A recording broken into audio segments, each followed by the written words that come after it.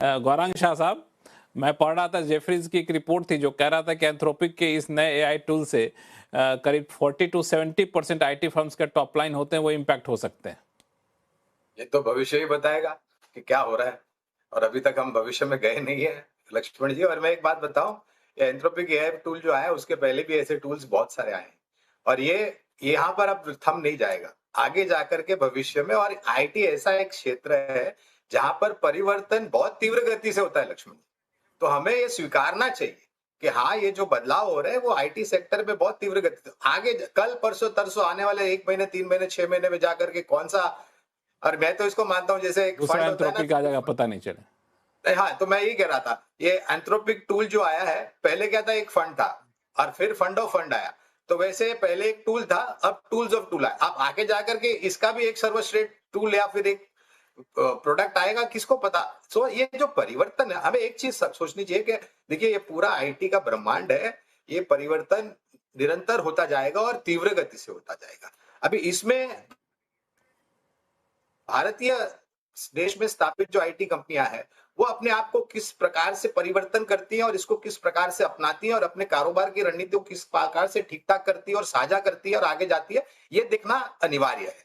और मैं ये मानता हूं, जहां तक मेरी सोच समझ बहुत सीमित है लक्ष्मण जी, कि हम अभी तक वहां तक नहीं पहुंचे जहां पर चाइना और अमेरिका की आईटी कंपनियां पहुंच गई। हम अभी शुरुआत कर रहे हैं। और ये जो तिमाही नतीजे हमने देख रहे हैं तीसरी तिमाही के, उसके पश्चात जो मैनेजमेंट ने टिप्पणियां करी है एआई को लेकर के, डेटा सेंटर को लेकर के या बाकी अन्य किसी भी कारोबार की रणनीति को लेकर के, वो सकारात्मक है। तो मैं, और एज अ डिस्क्लोजर, आईटी क्षेत्र पर हमारी फंडामेंटल्स टीम सकारात्मक नजरिया रखी हो, चाहे स्मॉल कैप हो, मिड कैप हो या लार्ज कैप हो।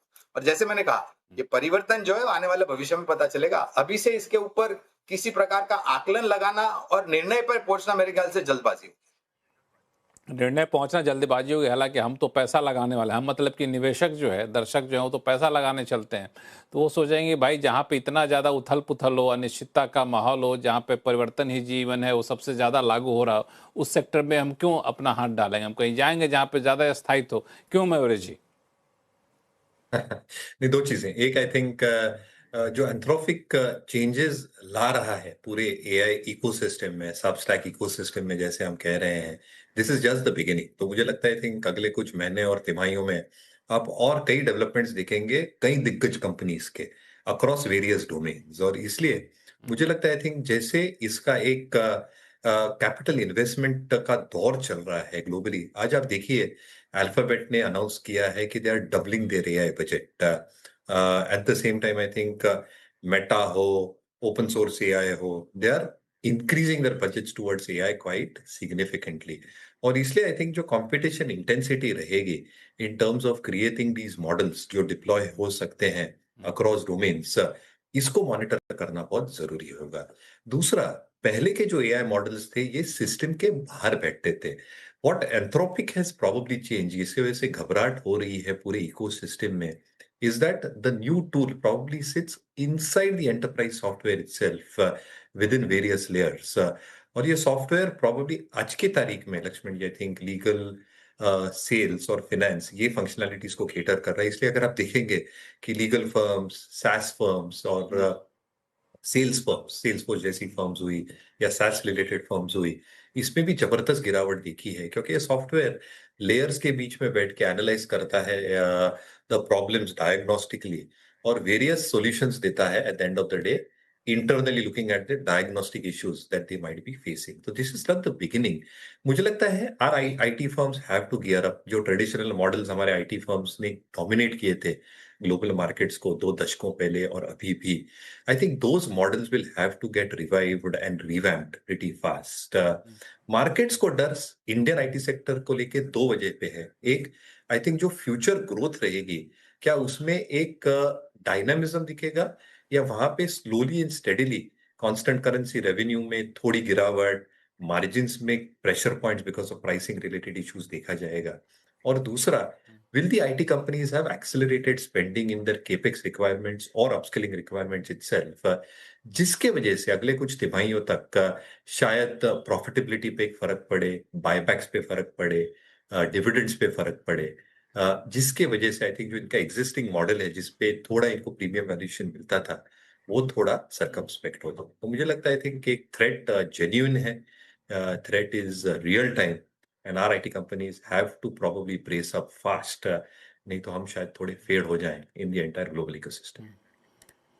ये थ्रेट जेन्युइन है और इसके लिए थोड़ा सा हमें कमर कस कर रखनी होगी। सुदीप सर, इसमें दो चीजें हैं, एक आईटी कंपनी जो सर्विसेज देती हैं, सॉरी सुनील सर कुछ बोलना चाहते हैं?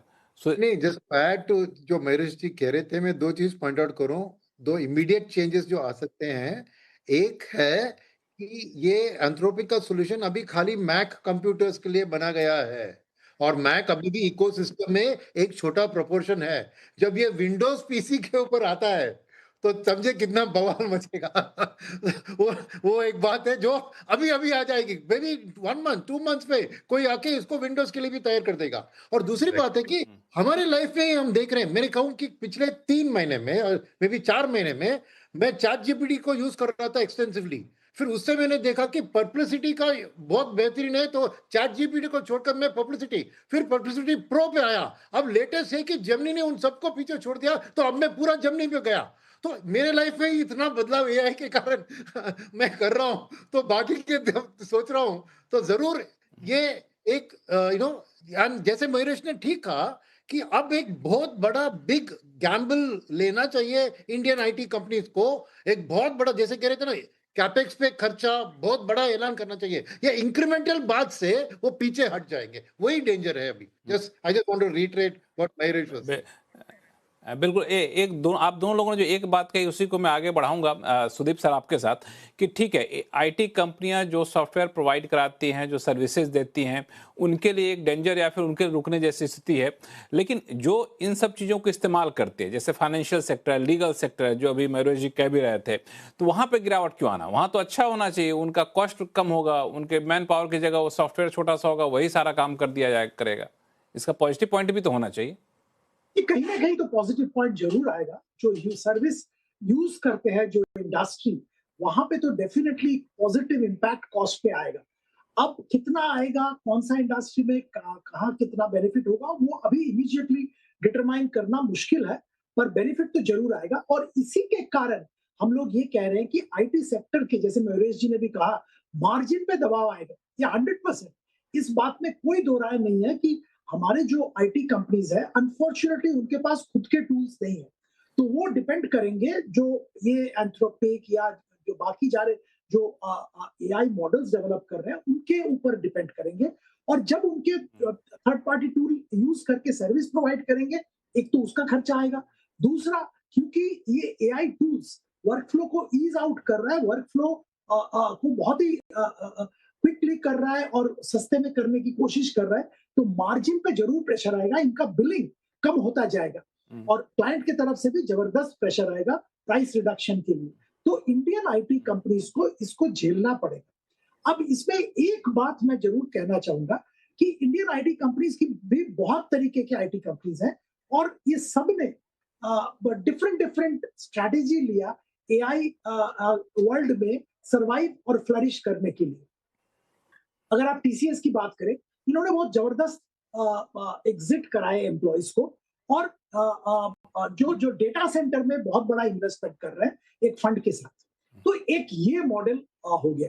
दूसरा, अगर आप देखेंगे कोफोर्ज जैसे कंपनी, इन्होंने एक बहुत बड़ा खुद से भी बड़ा साइज का एआई कंपनी को यूएस में एक्वायर किया, बहुत बड़ा रकम देके, और होप कर रहे हैं कि उसके जरिए इनका बिलिंग, इनका रेवेन्यू, इनका मार्जिन सब कुछ इंक्रीज होगा।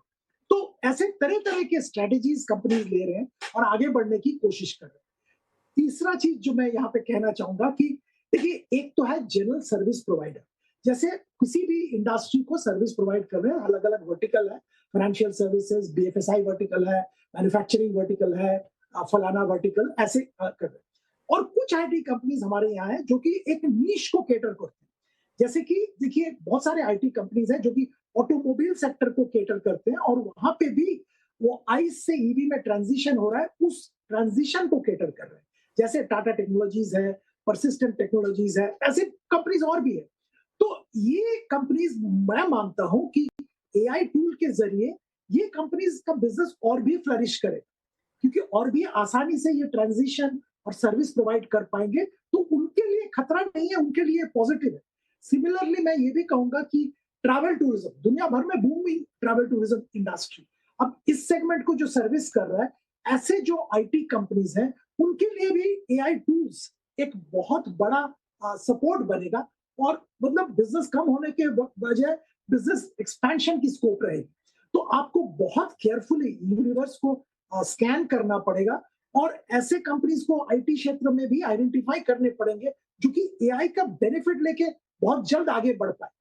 और दूसरा एक सेगमेंट होगा जो एआई के कारण जिनके रेवेन्यू पे प्रेशर आएगा, एम्प्लॉयमेंट पे प्रेशर आएगा, मार्जिन पे प्रेशर आएगा, वो आपको समझना पड़ेगा। Of course I am confident India के जो लार्ज आईटी कंपनीज हैं they will adopt and they will adopt very quickly. But ये ट्रांजिशन हमें सुदीप से सिर्फ इतना बता दीजिए कि अगर किसी को पैसा लगाना हो जो आईटी सेक्टर के लिए पैसा लगाने के लिए बैठा हो, तो वो पैसा आईटी सेक्टर में ना लगा के उसकी यूजर इंडस्ट्री के पास लगा दो, वो ज्यादा अच्छा रहेगा। बोलना मुश्किल है लक्ष्मण जी। मैं तो जैसे आपको कह रहा था कि आप कोफोर्ज, परसिस्टेंट सिस्टम जैसे कंपनी में मुझे लगता है अभी भी पैसा लगा सकते हैं। रेडगेन टेक्नोलॉजी में पैसा लगा सकते हैं जो कि नीश इंडस्ट्री को केटर कर रहा है।